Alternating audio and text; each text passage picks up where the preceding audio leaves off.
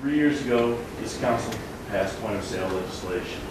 2 years ago, the citizens of South Euclid overwhelmingly affirmed their right to keep government out of their private affairs based on the democratic process called voting.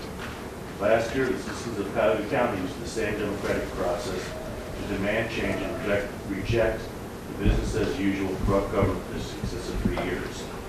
Now this year, this administration is attempting to reject the voters and prove that it really is business as usual. They're attempting to get in the back door which cannot be brought in through the front door. Once again, point of sale is rearing its ugly head in South Euclid, and while the language may be slightly different, the end result is the same. Ordinance 1110 speaks to the requirement of registration and inspection of all vacant and abandoned buildings.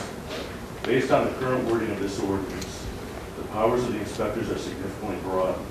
This legislation could readily apply not only to any citizen who has moved residences prior to selling a home in South Euclid, but could also be applied to the senior citizens who flee our northern climates for the South every winter, and to any resident who finds themselves on vacation for more than 1 week. So while this legislation has a broader reach than the one previously rejected by the voters, it also has fewer protections and costs more.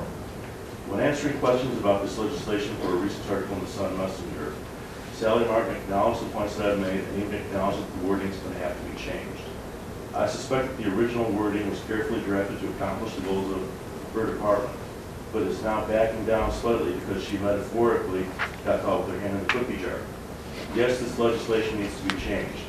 All language regarding vacant homes needs to be removed, and strict definitions of what constitutes an abandoned home needs to be included. I would like to remind members of this council and the administration that while you might personally support point of sale and support the results that you believe the change will bring, your personal opinions are irrelevant. In this matter, the people have given you a very clear message: no point of sale in any form. We will not accept the old business as usual from our elected officials. Simply changing the wording to accomplish a goal is unacceptable. As elected representatives, you also have a duty to the citizens that elected you, and that duty is to represent the wishes of the people. Further, every elected official, from our representatives and judges all the way up to our mayor, have a duty to respect and defend those rights earned by the people in a free and democratic election. If you wish to have point of sale inspections, then I suggest that you simply put it on the ballot and then argue your case directly to the people.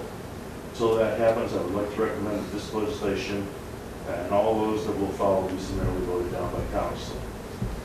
Next, I would like to make a few brief comments about Resolution 0310.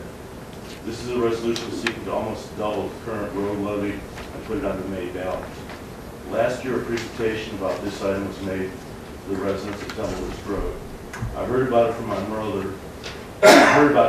mother, who was very proud to inform me that the idiots who presented got caught trying to misrepresent and mislead the citizens regarding the difference between millage and percent tax. She used some very colorful language when she described what she thought of both the meeting and the presenters. Since then, I have learned from another source that once again there was another meeting with the residents of the streets that are categorized as 1 and 2. However, at this meeting, only the mayor and 3 council people were present. Was this a covert attempt at circumventing the sunshine laws?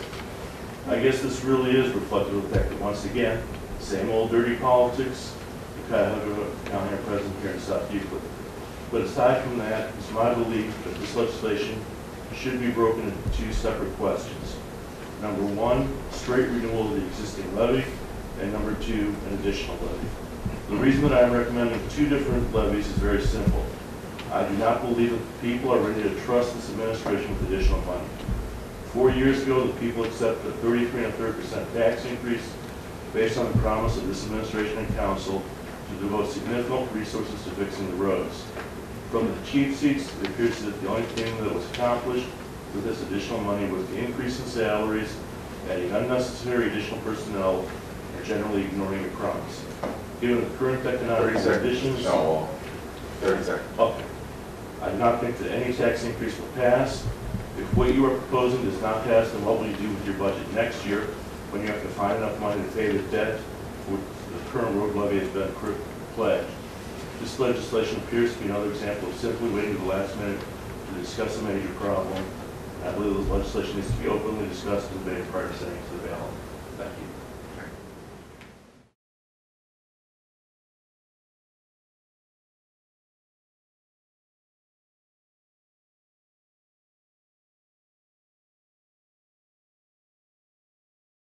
I will say publicly that I take great offense to Mr. Schoenwald's words.